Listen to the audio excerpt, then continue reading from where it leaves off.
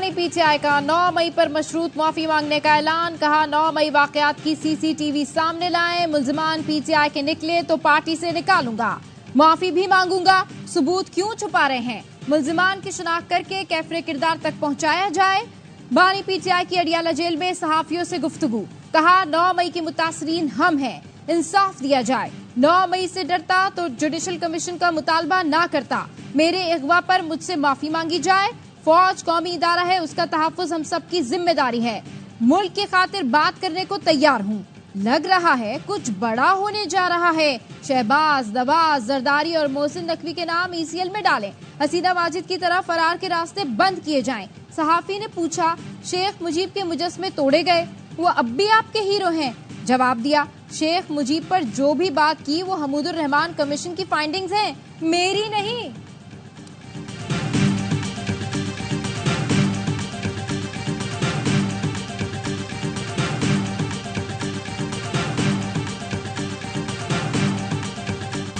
एक मुजस्समा क्या गिरा, आपने तो ईमान ही बदल लिया।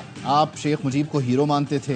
वफाकी वजीर इत्तलात अता तारड़ की प्रेस कॉन्फ्रेंस। कहा पीटीआई वाले अब हसीना वाजिद की बात कर रहे हैं। शेख मुजीब ने तकसीम पैदा की थी, आप भी तकसीम पैदा करने के ही कायल हैं। तलाल चौधरी बोले सानहाय 9 मई का एतराफ जुर्म करने वाला अब सबूत मांग रहा है। कोर कमांडर हाउस के बाहर बानी पीटीआई की बहनें, भांजा और पार्टी रहनुमा मौजूद थे। सीसीटीवी फुटेज में कोर कमांडर हाउस के बाहर इनके लीडर देखे जा सकते हैं। इनकी सियासत हमेशा से जलाओ घेराव पर मबनी रही। मशरूत माफी से बेहतर है गैर मशरूत माफी मांग ली जाए।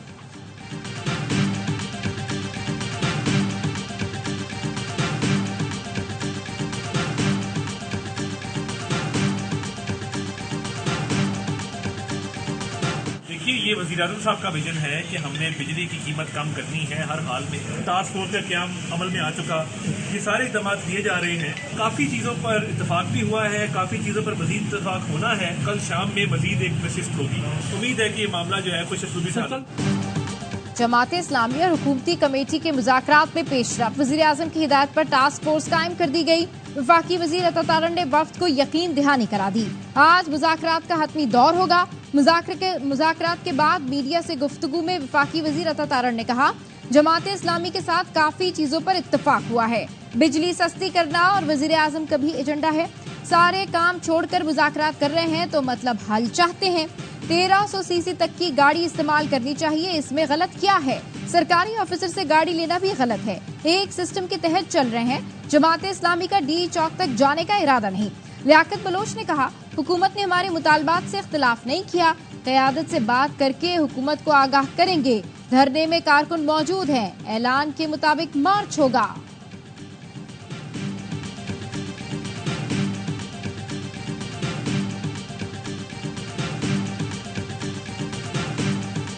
जमात इस्लामी ने इस बात का फैसला किया कि इस कौम को हम मायूस नहीं होने देंगे, बल्कि इसको एक मकसद से हम आहंग करेंगे और उसके बाद एक बड़ी तहरीक को बर्पा करेंगे।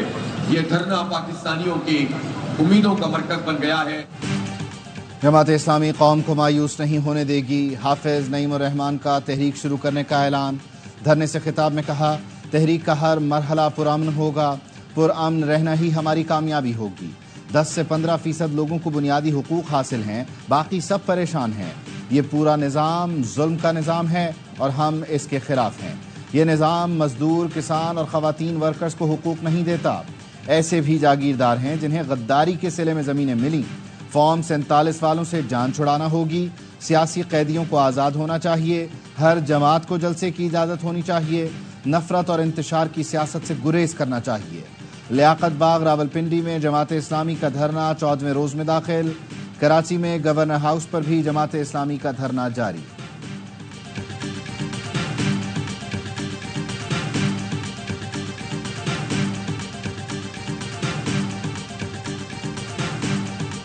Israel's ongoing war against the people of the occupied Palestinian territory is manifestly engulfing the whole region.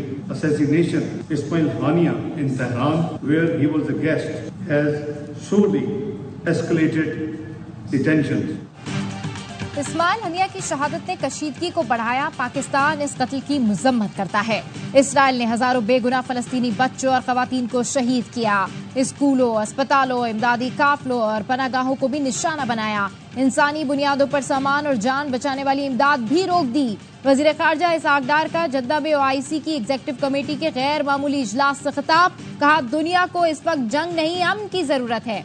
उम्मत मुस्लिमा को OIC से बहुत ज्यादा तवक्कात हैं। इसराइली मजालिम रोकने के लिए सबको अपना किरदार अदा करना चाहिए। इसराइल को इसके मजालिम पर जवाबदेह बनाना होगा। पाकिस्तान फलस्तीनी भाइयों के साथ है। इजलास के इनेकाद पर सऊदी क़यादत के शुक्रगुजार है।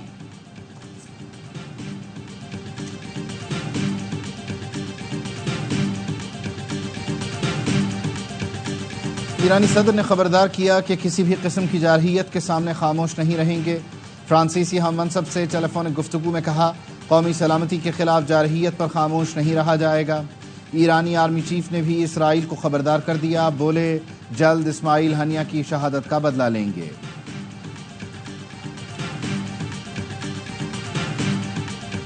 गरीबों का बैंकर बांग्लादेश की अबूरी हुकूमत का सरबरा मुकर्रर। तलबा डॉक्टर मोहम्मद यूनुस को हुकूमती सरबरा बनवाने में कामयाब। डॉक्टर यूनुस आज पेरिस से ढाका पहुंचकर हल्फ उठाएंगे। एयरपोर्ट पर मीडिया से गुफ्तगू में कहा, सियासत मेरे लिए नई चीज है। वतन जाकर देखना होगा कि हालात को कैसे मामूल पर लाया जाए। आज अबूरी काबीना के नाम भी फाइनल हो जाएंगे। बांग्लादेश में तलबा इनकलाब के बाद जिंदगी मामूल पर आने लगी। तलबा तहरीक की ढाका में सफाई मुहिम। नौजवान झाड़ू और बोरियां लेकर सड़कों पर जमा कचरा ठिकाने लगाने लगे। कई दिनों के हंगामों के बायस जगह जगह कचरे के ढेर लगे थे। बांग्लादेश में आज भी आम तातील है।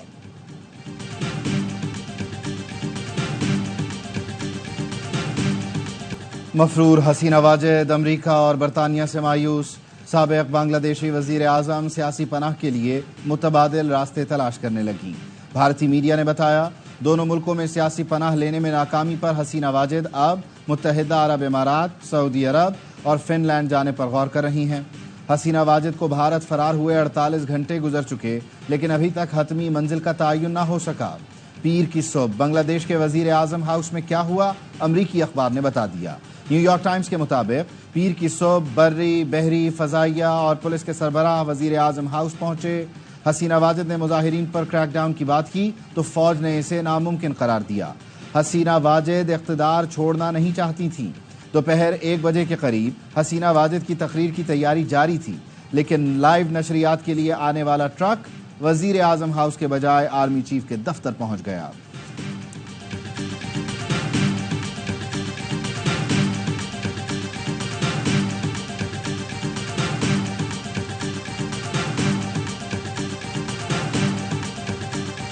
पानी PTI और बुशरा बीबी के खिलाफ 190 मिलियन पाउंड रेफरेंस हतमी मराहिल में दाखिल।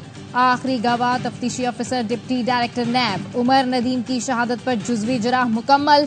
अब तक इस्तगासा के 34 गवाहान पर जरा मुकम्मल की गई। आखिरी गवाह पर जरा आज मुकम्मल होगी। एहतसाब अदालत ने 14 गवाहान की शहादतों को गैर जरूरी करार देते हुए समाअत मुलतवी कर दी। बुशरा बीबी ने बरियत की दरखास्त दायर कर दी। अदालत ने फरीकैन को नोटिस जारी कर दिए।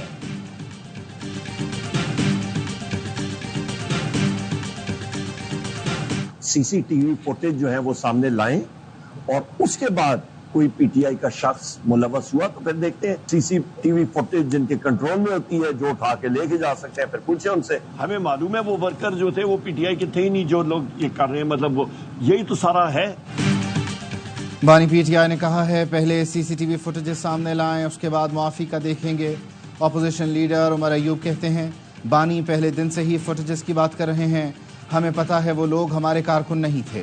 जिन लोगों ने CCTV फुटेजेस गायब की उनसे पूछा जाए। कायमा कमेटी बराए खजाना के इजलास से वॉकआउट के बाद मीडिया से गुफ्तगू में कहा, बांग्लादेश में हसीना वाजिद का हाल देख लें, यही यहाँ भी होगा। जो मर्जी कर लें, PTI का रास्ता नहीं रोक सकेंगे।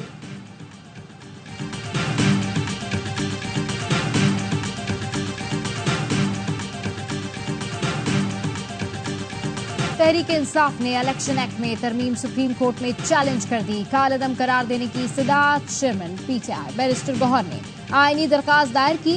इलेक्शन कमीशन को मखसूस नशिस्तें दूसरी सियासी जमातों को अलॉट करने से रोकने और नशिस्तें पीटीआई को अलॉट करने का हुक्म देने की भी इस्तदा। तहरीक-ए-इंसाफ फहरिस्तें इलेक्शन कमीशन में जमा करा चुकी। 12 जुलाई के फैसले के बाद मखसूस नशिस्तें तहरीक-ए-इंसाफ का हक है।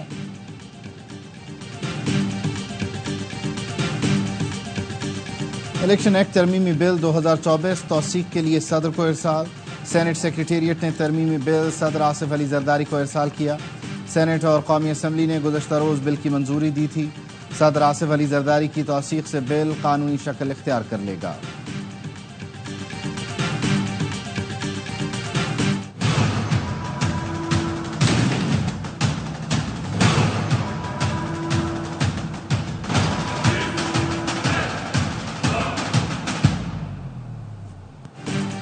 इलेक्शन कमीशन ने मखसूस नशिस्तों के केस में नजरसानी अपील दायर कर दी। सुप्रीम कोर्ट से 12 जुलाई का फैसला वापस लेने की इस्तदा। दरखास्त में कहा, इलेक्शन कमीशन ने किसी अदालती फैसले की गलत तशरीह नहीं की, आईन और कानून के मुताबिक जिम्मेदारी निभाई। सुप्रीम कोर्ट आईन के आर्टिकल 218 में मुदाखलत नहीं कर सकती। आईन की गलत तशरीह पर मामला आईनी इदारे को रिमांड किया जाना चाहिए। इलेक्शन कमीशन ने 39 अरकान की हद तक फैसले पर अमल दरामद कर दिया। तहरीक इंसाफ केस में फरीक नहीं थी, उसको रिलीफ दिया गया। आजाद अरकान ने भी सुप्रीम कोर्ट से रुजू नहीं किया। सुन्नी इत्तेहाद कौंसिल ने इलेक्शन में हिस्सा लिया, नामखसूस नशिस्तों की फहरिस्त जमा कराई।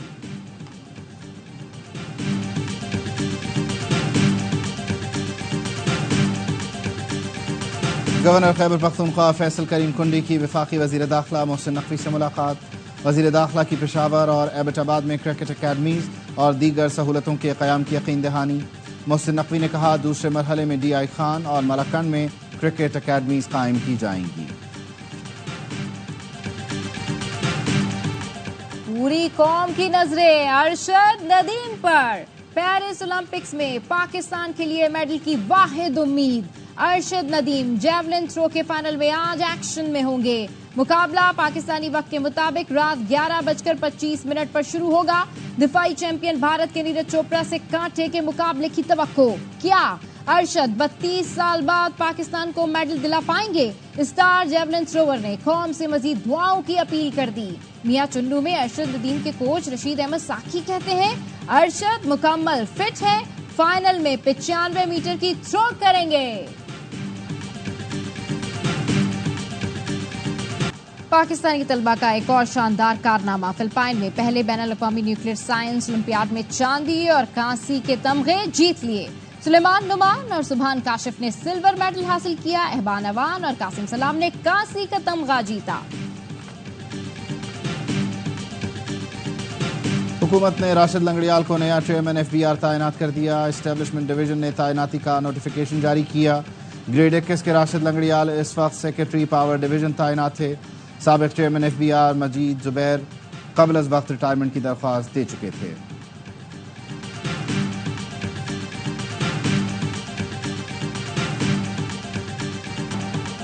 कराची के जोहराबाद में फायरिंग से पुलिस एहलकार कत्ल वाक़े की वीडियो सामने आ गई। डकैत को पुलिस एहलकार शब्बीर अहमद से असला छीनते देखा जा सकता है।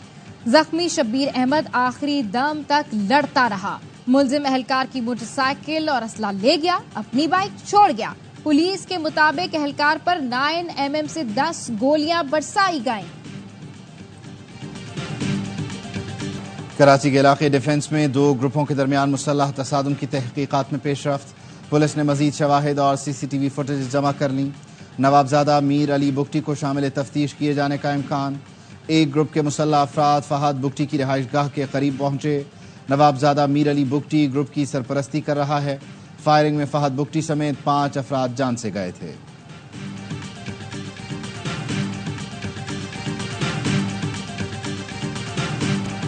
पंजाब के मुख्तलिफ शहरों में बारिश, नशेबी इलाके ज़ेरे-आब। इस्लामाबाद और रावलपिंडी में रेन इमरजेंसी। बारिशों का सिलसिला 2 दिन तक जारी रहने की पेशगोई। गुजरात और वजीराबाद में भी जल थल एक हो गया। कराची में बारिशों के बाद मौसम खुशगवार, लेकिन सड़कें तबाह हो गईं। नाता खान पुल पर एक बार फिर गड्ढा पड़ गया। मरकजी शाहराह पर टूट फूट के बायस ट्रैफिक की रवानी बुरी तरह मुतासिर। मुसाफिरों को शदीद मुश्किलात का सामना। मिनटों का सफर घंटों में तय करने पर मजबूर। सखियासन के करीब भी सड़क धंस गई। 3 दिन बाद भी मुरम्मत का काम मुकम्मल न हो सका।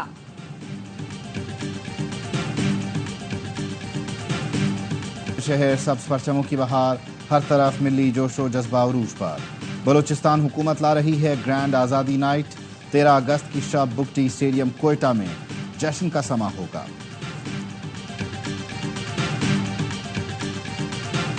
बांग्लादेश का बरतरफ इंटेलिजेंस चीफ बैरून मुल्क फरार होते हुए तैयारे से पकड़ा गया। मेजर जनरल जियाउल एहसन को तैयारा रोककर गिरफ्तार किया गया। अल जजीरा इन्वेस्टिगेशन यूनिट के रुकन का कहना है मेजर जनरल जियाउल एहसन पर मावराए अदालत कत्ल और जबरी गुमशुदगियों के इल्जामात थे।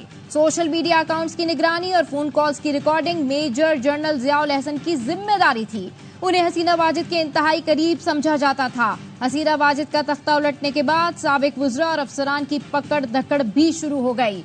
वजीर खारजा हसन महमूद और वजीर मुमलिकत बराए बवासलात जुनैद अहमद पलक को गिरफ्तार कर लिया गया। अपोजिशन लीडर ने 3 माह में इलेक्शन कराने का मुतालबा कर दिया।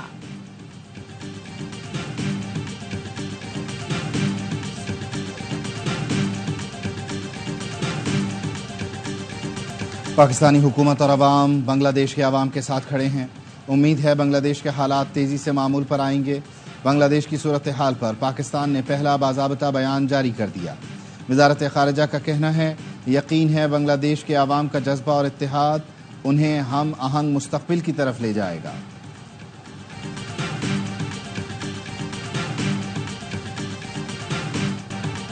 जो बांग्लादेश में हो रहा है भारत में भी हो सकता है।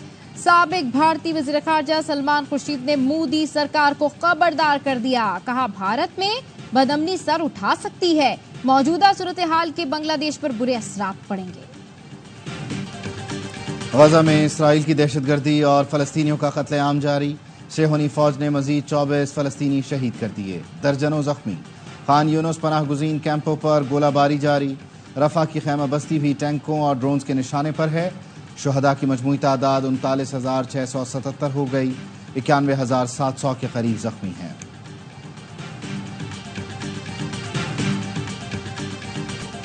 बांग्लादेश के खिलाफ टेस्ट सीरीज के लिए कौमी स्क्वाड का ऐलान। शान मसूद क़यादत करेंगे। शाहीन शाह अफरीदी की जगह सऊद शकील नायब कप्तान मुकर्रर। डोमेस्टिक में शानदार परफॉर्मेंस पर कामरान गुलाम, मोहम्मद हुरैरा और मोहम्मद अली स्क्वाड में शामिल। इमाम उल हक, ड्रॉप, बाबर आजम, सरफराज, रिजवान, शाहीन आफरीदी, नसीम शाह और साइम अयूब स्क्वाड का हिस्सा। पहला टेस्ट 21 से 25 अगस्त तक रावलपिंडी, दूसरा 30 अगस्त से 3 सितंबर तक कराची में खेला जाएगा।